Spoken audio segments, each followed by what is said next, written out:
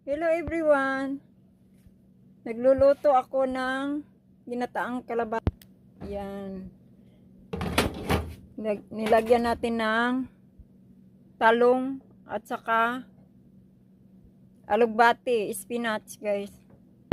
Yan. Tapos green chili. Tapos yung mga harvest nating tomato. Onion. Yan.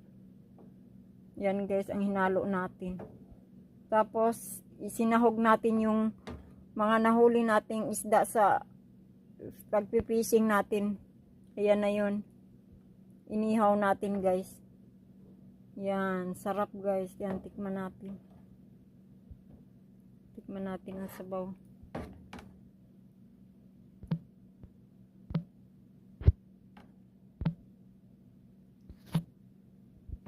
Yan guys.